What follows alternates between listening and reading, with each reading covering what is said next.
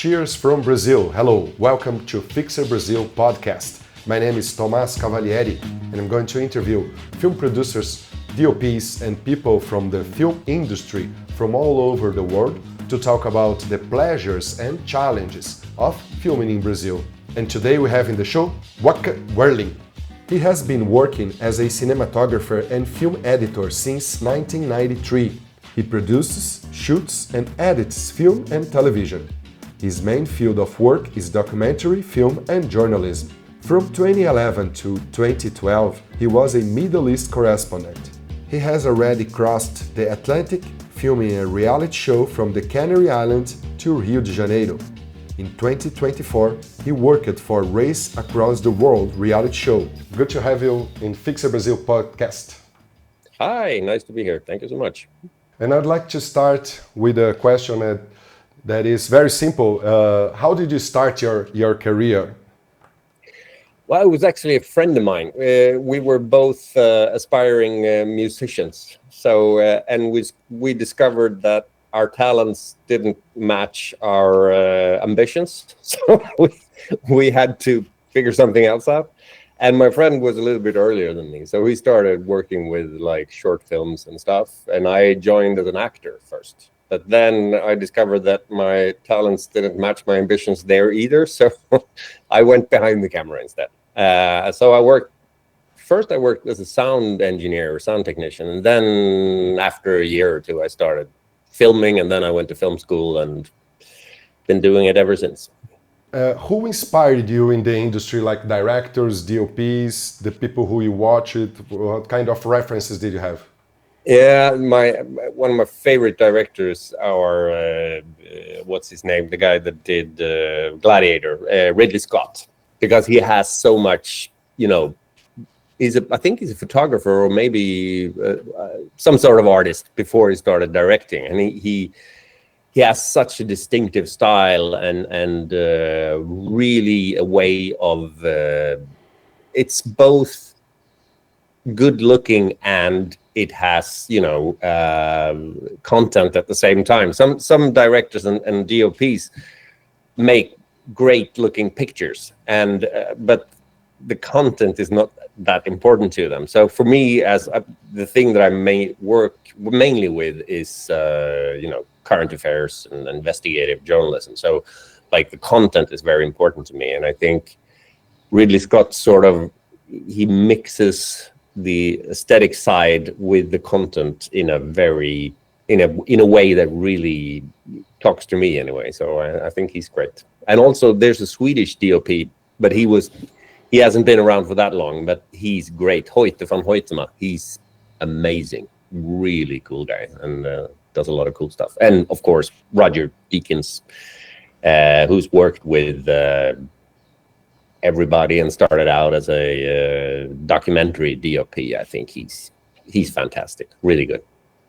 Yeah, actually, Deakins is one of the inspirations for this podcast because he has the Tim Deakins podcast, which is also amazing, and I highly recommend for everyone.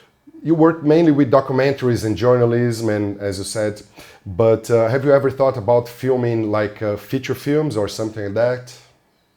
Yeah, I've wanted to, but it's, once I started getting into the sort of current affairs stuff, I found that more interesting. And if you want to be a DOP in like the film industry in Sweden, you really have to focus on that. And it's a very fierce competition, of course, as in any other country. And, it's the slow process of getting to know yourself. And then I found that the things that I'm good at is like documentary journalism, that kind of stuff. So I think I might be a little bit too impatient to do drama, because I've tried it. I did a drama series back in the 90s. And then, you shoot the same thing like 15 times. And doing the exact same thing 15 times is not what I like. I want to do new stuff all the time. So I got you. But how did you become like a Middle East correspondent? Tell me about your big challenges during this period. How did you got into this very like dangerous places and all this stuff? Yeah, it was. I was working at the current affairs division of SVT, which is like the Swedish version of BBC. It's like the public service broadcaster. And I was working on a current affairs show called Assignment Investigate, where we do a lot of investigative journalism and stuff. And I've been traveling with them. So I've been like to Congo, and I've been to a couple of other countries in Russia and stuff. But I haven't really been in like a war photographer. But it was, I wanted to explore new stuff, and I got in contact with the foreign desk at SVT, and they had a position in the Middle East, and I applied for it, and I got it. And I worked with a guy called Samir Abouaid, who is his father is Palestinian and his mother is from Sweden. So he speaks fluent Arabic, which is absolutely fantastic. I've worked with journalists abroad when you have to go through an interpreter, and I mean it's more dangerous because you don't know what's going on around you, and it's also, I mean, the interviews it takes longer time, and you don't get the same connection if you don't speak the language. So working with him was fantastic, and this was 2011, 2012, so it was during the Arabic Spring, and we just basically traveled the whole time. It was like we stayed at Tahrir Square in Cairo for like 3-4 weeks at a time. It was Libya, Tripoli, it was Syria, it was Yemen, Palestine, and it was amazing, but sometimes dangerous, of course, as it is in those kind of environments. But meeting a lot of, interesting people in a very turbulent time. The only sad thing about it is we actually, a lot of people with us thought that the Foreign East and the Arabic countries it was going to be a revolution where they were going towards democracy. And like 3-4 years later, it's back. Egypt is back to where it started. It's even worse, I think. So that's a bit sad, and with all the stuff that is happening in Palestine and Israel now, so it's also very depressing, actually. But I still miss it. I mean, I met so many funny journalists during that time. So and of course all the people that you meet when you do the interviews and stuff. Interesting, and being like a first-hand view of all these things happening must be amazing. I think it's one of the things I myself enjoy the most, like being a journalist or a documentarist, and from the technical side, I mean, being a cinematographer, a DOP, how do you prepare for a work like this, like for so many days on the road, like in terms of gear, the batteries, the stuff that you have to carry around, and to the maintenance of everything and make sure it works? So how do you prepare for such a big work like this? In 2011, the transition towards a different camera system has started, and I used to own my own equipment. I had a Betacam, and then I bought the XD Cam and the DigiBeta and all those. But since I was employed at SVT, I sold all my gear, and then I could choose between two versions of the Panasonic P2 cameras, which was either the big one, which is really bulky, or the new, I think it was called the P170 or something. It's like a smaller TV style type camera. And I've worked with the Sony version, like the PD150, when I went to like Russia or some other places before. So I went for the smaller Panasonic P2 camera, and that was the thing, because you're very, very mobile. I think I used the tripod for lives and if I want to do like a teleshot. Otherwise, everything was handheld, and we just had a hand mic and a little lavalier mic with a transmitter. And I mean, the batteries for that camera is like, I don't know if you can see it now, but it's, like this. So it's like small batteries. You could bring 3 and then would last a day. And we also had a BGAN modem, which is a satellite modem, which meant that we could get the stuff back to Sweden fairly easily if we were like in the desert. Or sometimes in cities it was a bit complicated, but once you were out on the countryside, it was never a problem. So that was a good way of forcing oneself to a new technology. Because I was kind of like, should I really go? Because I was very comfortable with the big Betacam style cameras, which I've been using for like at least like 20 years previously. But getting to work with the small cameras was a good, because it's, you know, it's all about the content. If you have a big camera and a bulky camera, it's harder to get around and you miss a lot of stuff. So for me, smaller cameras are perfect. Now I just love the small A7 4s or FX3s or whatever you have, like the small cinema style like DSLRs, and shoot a lot with them. Sure, and I believe that this kind of work helps a lot when you have like a more simple assignment. I mean, if you have go through this kind of experience in a difficult environment with a little amount of gear, if you have a bigger crew than in another shoot, so it gets you more comfortable working in different kinds of job. How did it work for you in the, like, when you look behind now, you see like the past your career and what you have done after that? Or you usually working in shootings more like in small crews? How is it today? I usually work with small crews. Sometimes I do the occasional, when we work together, that was for Volvo Penta, I think it was. Right. And then it's a bigger crew, and then you have like, but not compared to like an American film crew, but in SVT standards or like Swedish standards, like 4 or 5 people, that's a big crew. So I'm of course I enjoy doing that. It's, I mean, you have a lot of help and everything is like, you know, it's, I wouldn't use the word vacation because it's still hard work, but compared to running around and doing everything by yourself, it's, I mean, it's really nice to have some colleagues, and especially, I mean, I light a lot, so I'm fairly comfortable with that. But we've done some stuff in Gothenburg for Volvo and SKF, and we have some great gaffers here, and just, you know, you can concentrate on the camera and the angles and stuff, and you know that the gaffer will set an excellent light. So that's really, I love working like that. But then again, I do really enjoy traveling and doing like the documentary style. So it's, you know, a little bit of both is perfect. Great.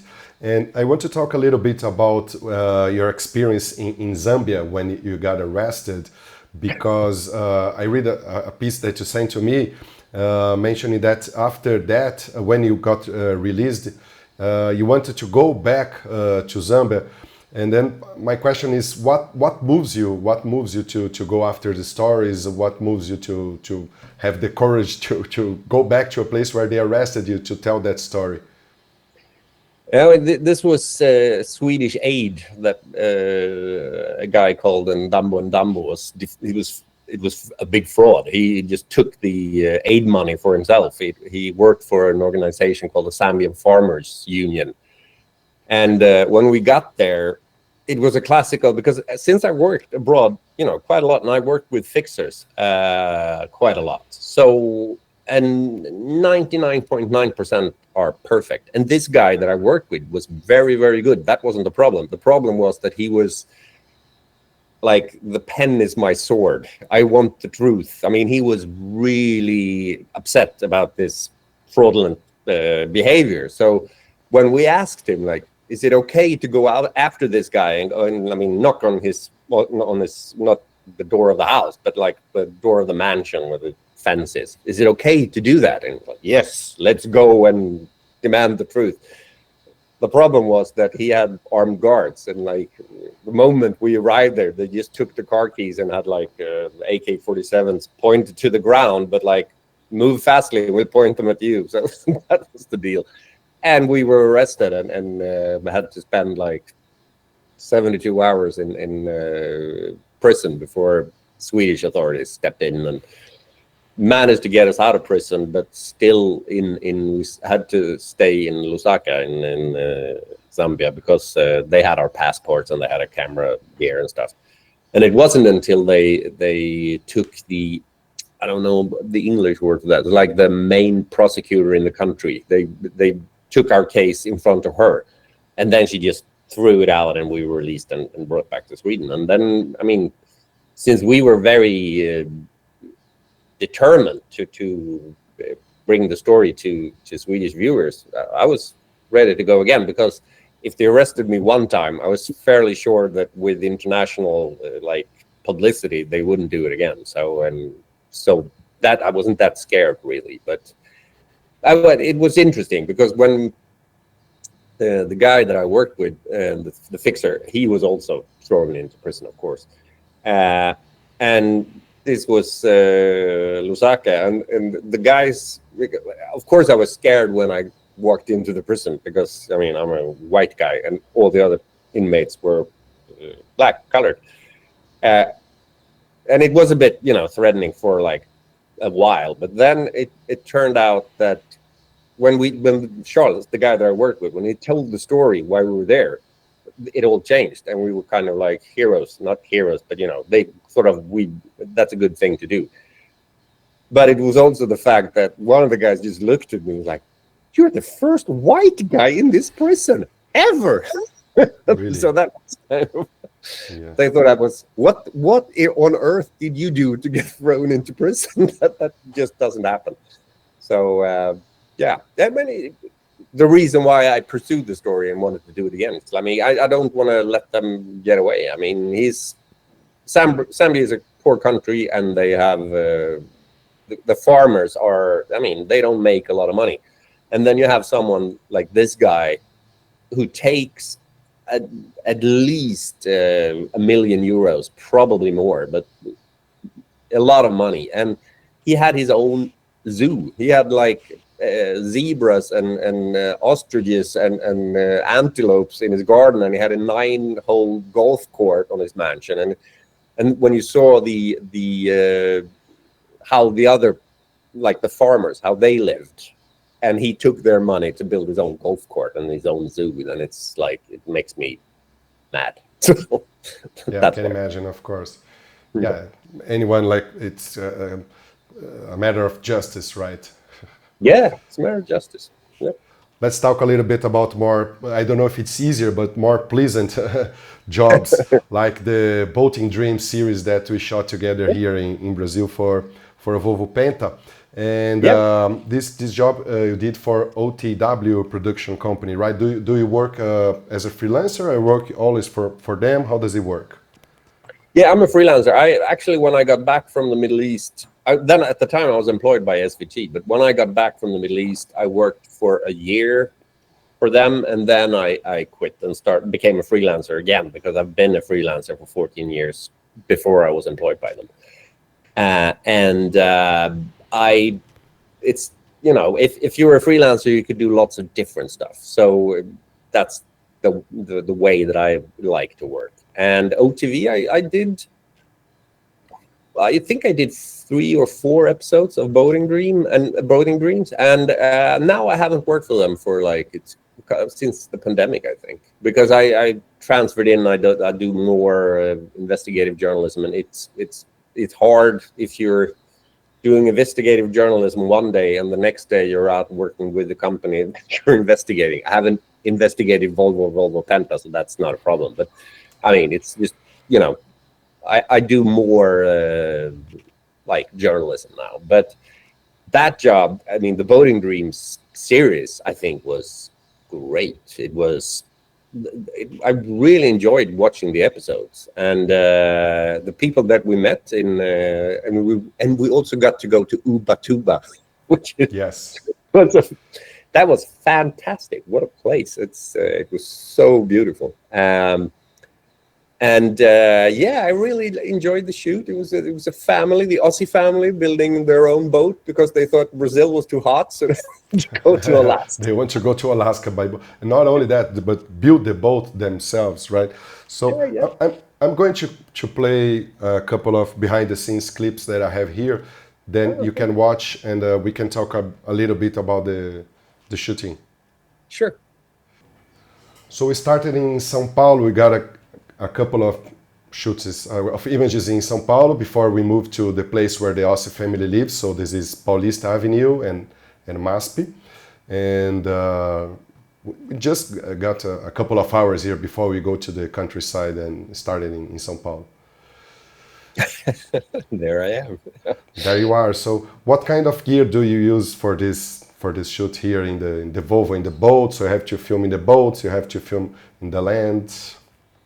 Yeah, this was Sony FS7, which was the camera that I had in Sweden. But since custom authorities in Brazil can be a bit unpredictable, we rented equipment from you. You set up the rental, which was great. It was good equipment, everything worked. So that was amazing, actually. And just, since it's a Sony camera, it doesn't matter if you have a Sony or an Arri camera.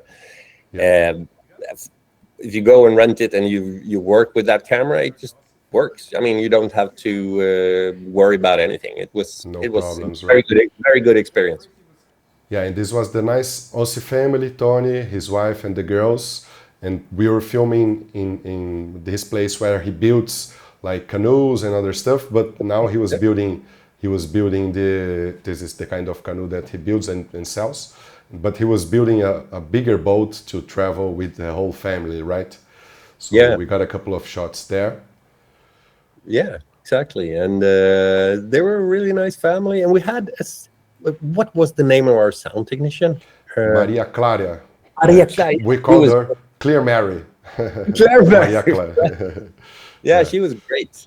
And I mean, it was, when you do this kind of shoot, you want to get a sense of how this family, you want to get to know them a little bit. And I mean, the fact that they've been building canoes for a very long time, and now they're building this bigger boat, it's really good.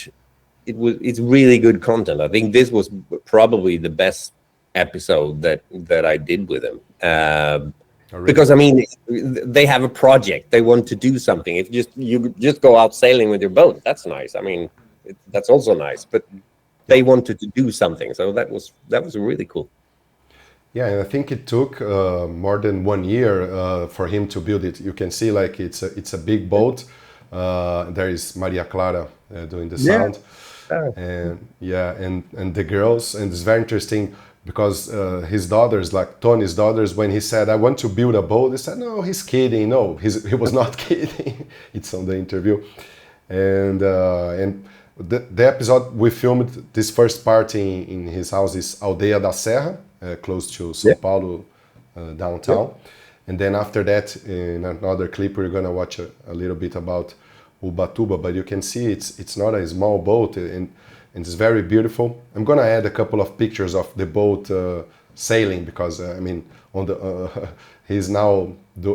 I don't think he has started his trip yet, but but I've seen they have it in the ocean now, right? Because I follow them on Instagram. So I've seen some shots where they're out like sailing with it. That's cool. Yeah, really good. And we got a couple of interview setups going on here, and there's the producer, Kerstin, right?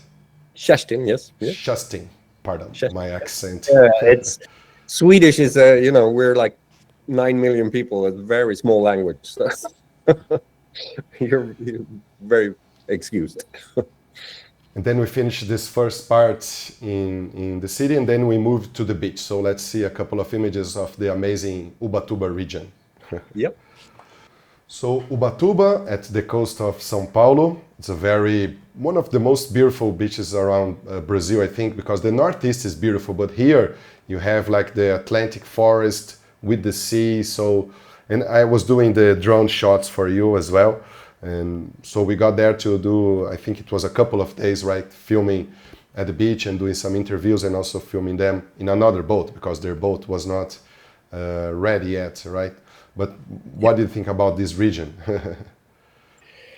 It was so beautiful. My only regret is that we didn't took you up because you offered to go out in the jungle and film some hummingbirds, and I don't think we had the time for that. We had to catch the flight and go back to Sao Paulo, but that would have been even better. But I mean, the footage that we got was fantastic. Also, excellent to have a fixer that does the drone shots, because I fly drones myself, but I mean, if you're in another country, you have a lot of equipment and stuff, so then I can concentrate on my stuff and then someone else do the drone shots. Excellent. And they were really good. So it was a great shot. I mean, it's one of the dream locations that you go to every now and then. So Yeah.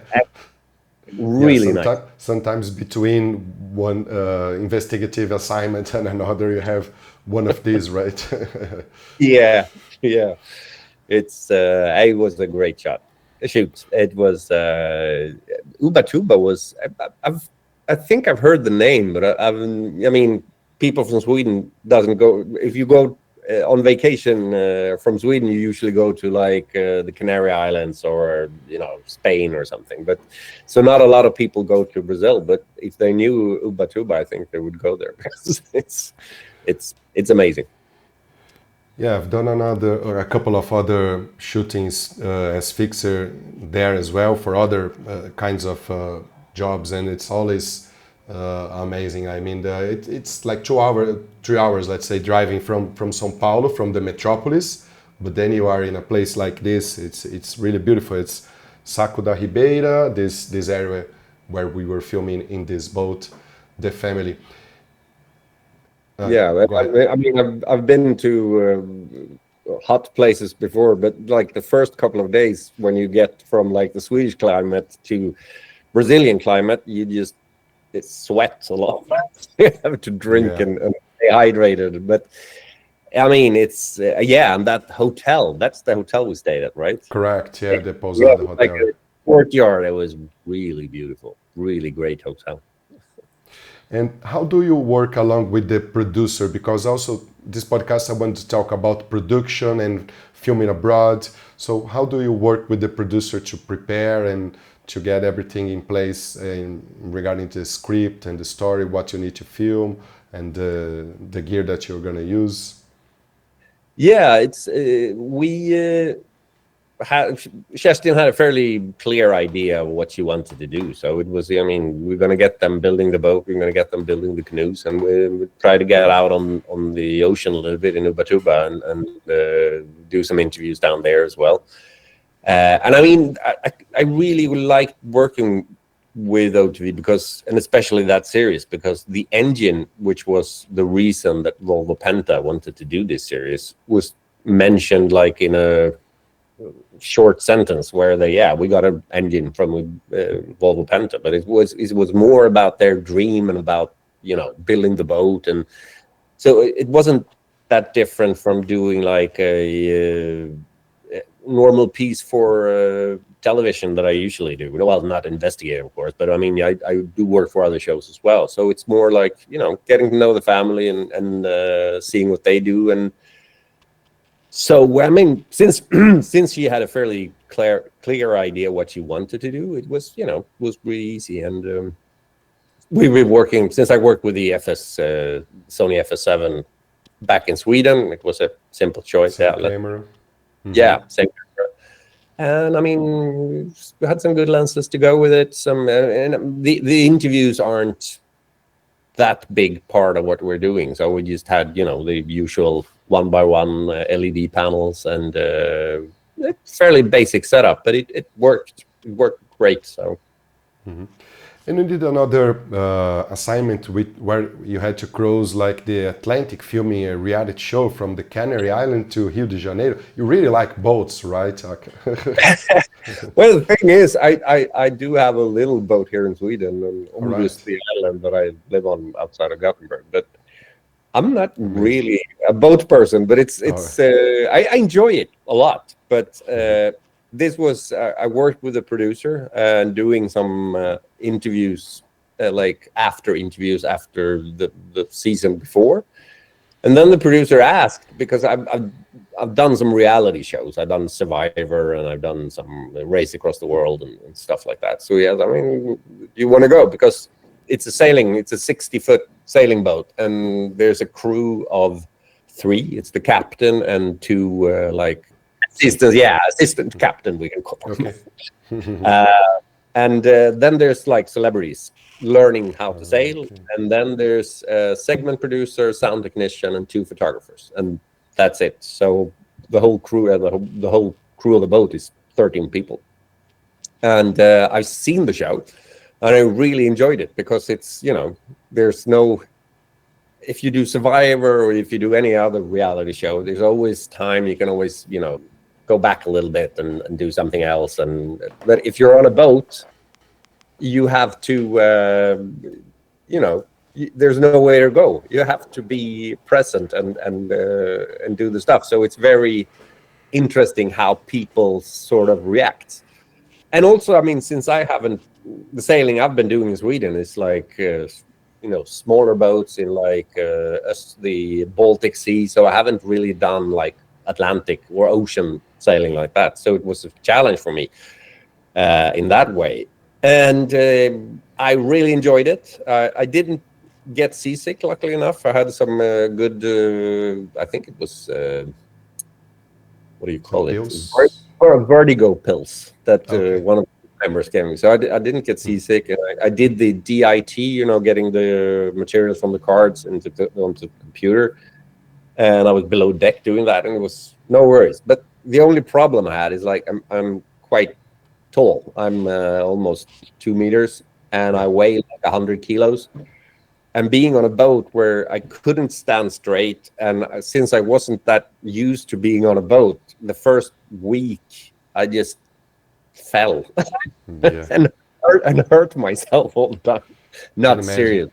And we filmed with FX3s. Well, I think I had an A7 IV, like the Sony DSLR type of camera, which is like a very good camera for that assignment. But not being that accustomed to sea, I had to hold the camera in one hand, and I had to hold on to myself with another hand. And sometimes, there's really big waves on the Atlantic, so the boat moved. It was a challenge, but it's one of those productions that I'm happy that I did it because it was a challenge. It was a lot of fun, but I don't think I will do it again. Maybe the boating dreams, just a short trip in the boat is better than crossing the ocean. It's amazing.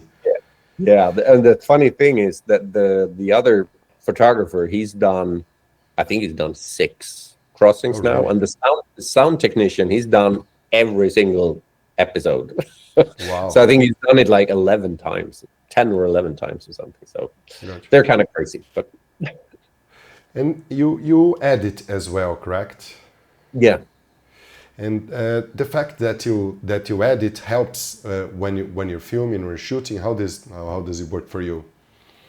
Yeah, I think for me it's a great way to sort of evaluate the stuff that I do. Every DOP every now and then cuts some corners, or we'll fix it in post and blah blah blah blah blah, like that.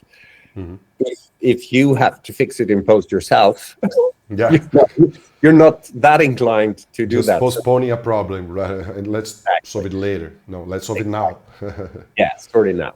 And it's if you have to sit down with the stuff that you shot and edit it into a story, especially like the first couple of times, you fairly soon realize what you're missing, like the pictures that you need to take, or it's a very good way to be more aware of what, especially when you work with like journalism or you do that kind of stuff. I mean, if you work as a DOP for cinema, then it's a different thing, because you have a script. You sort of it's more like the director's responsibility to make it into an editable piece. But working with current affairs and news, you usually do both nowadays, at least. And I think it's a very good way to sort of, you're involved in the whole process. And for me, it's also more fun, because I mean, when you're out shooting, it's physically and mentally draining, and being on the road, and like you get tired. And then I just came out of a 6-week edit for a Swedish current affairs show, and so just sitting inside for 6 weeks and chilling a little. And that's you have this balance, right? Sometimes you're a lot of time on the field, and then you come back to the office. Yeah.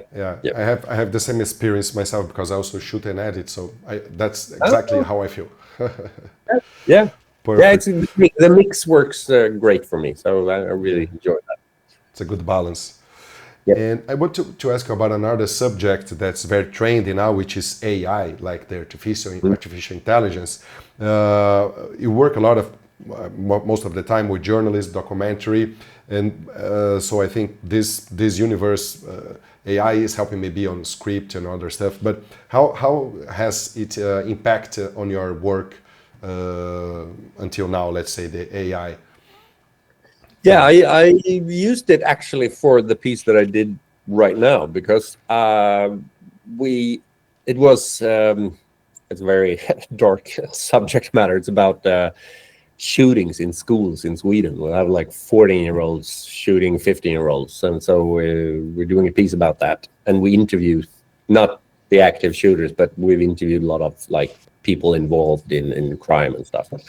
And then it's hard we do the interview anonymous, so we film them in a way that you can't recognize them, but you still recognize the voice. So, and the last year we've been using AI tools to change the voice. We have the recorded voice, put it in an AI, and out comes another voice. So we use that a lot. And it's hard to do like cutaways, like, you know, the pieces in between with the criminals, because they're very, you know, they're not comfortable being in front of a camera, especially not if you want to film them in the city. So we shot it with actors, just sort of reenactments. But before I did the reenactments, I used Firefly, the Adobe version of AI video, and did, like, I want to have a kid riding on a bus, like, so I had an AI visualization that I used in the editing until I got out and shot it myself. So I think it's a usable tool in that is sort of storyboarding, and also, of course, the sound that we've used like in the broadcaster version. But for video, still, for me at least, it's more of a storyboard help tool. Yeah. No, amazing. And besides that, how do you keep yourself like updated on new gears or cameras? Or because I mean, in the last years, things are moving very fast. Like in the past, we used to have like a new camera every 2 years or 1 year. Now 6 months, new camera, new stuff. What do you think about this? Because you can do good stuff with older cameras, new cameras. Like the story is more important, but the new sensors like the ISO, everything is changing fast. So how do you keep updated with this? Yeah, I follow on Instagram and stuff, and you know, I get newsletters from various camera manufacturers. And I used to be like a proper tech geek. I think I owned 12, 13 cameras. So I started out with a Betacam SP, Digibeta, XD Cam, FS5, I think I had the FS7. Now the camera that I own and like my main camera was the FX6, which I think was sort of a game-changing camera because it's so small and so much bang for the buck, and pretty amazing. Yeah. A friend of mine just got the Burano, the Sony Burano, which it looks more like a Venice, so it's more like a cinema camera. And then now and then we shoot like higher end productions. Then I rent Ari cameras. Yeah. And we did a current affairs show about the spies of Putin, like Russian spies in Scandinavian countries. This was like a cooperation between Finland, Norway, Sweden and Denmark. And then we shot that on Ari Amira, like the big one, but it has sound, 4 channels of sound. And I mean, the picture, the Amira is, or like the first digital Ari cameras, they're fairly old now, but they still look pretty amazing. So yeah. I've shot the Alexa LF. I haven't shot with the Ari 35 yet, but I've heard it's great. So yeah, it's not a problem of keeping up. It's more like a problem of not buying a lot of stuff. So but I'm becoming increasingly better at not buying stuff. I've got the FX6 now for 5 years, and I don't think I will buy another camera before they have something that is, there are cameras that are better than the FX6. I mean, I think the Canon 400 is called the C400. It's a pretty amazing camera, but then I have to change all my lenses and stuff. So I'm waiting for Sony to update the FX6. Then I might buy another one, but we'll see. And what about your upcoming projects? How do you plan, like, for the rest of this year or the following years? How do you plan ahead? Like people call you for the jobs, or you're contacting the production companies? How does it work for you? Yeah, it depends. It's I've had longer projects, mainly for SVT then, and I work for them like continuously. So. Like last year, I only did one production for them, and then I did a series called Race Across the World, which is like also a reality series. And then I did some company films, but now I'm back to SVT again. So I worked 6-7 weeks for them now, and I'm gonna work for them like the rest of the year. It's the thing with them is since it's current affairs. It's a moving subject, so you never know exactly what days you're going to be booked, but you get booked. So that's a good, like, reliable income as a freelancer to have that. And since I both edit and shoot, it's also a good thing for a freelancer to be able to do both. I mean, you have double the market. Yeah, that sounds really good. Well, it was a great conversation with you. I really love to remember, like, our filming here in Brazil, your experience in Ubatuba. I hope that maybe, was excellent. Maybe we have another chance to work together in the future. Let's see, or either here in Brazil or in Europe or somewhere else. I hope so. Yeah, I hope so. I mean, I love to work with fixers, and you're definitely one of the best. So. Well, thanks a lot. Thank you very much. It was great talking to you. And where can people find your work online? Do you have an Instagram, or have a website, or? Yeah, it's basically Instagram. I have a website, but I updated it in 2018. The last time I did it. Okay. Yeah, Instagram. I don't get a lot of work through my website. It's since I'm fairly old now, so I people know me. That's mainly how I get work. Okay, it was a big pleasure to talk to you. Appreciate, and I wish you a great year. Yeah, thank you so much, and looking forward to seeing this and the other episodes as well. So, yeah, thank you so much.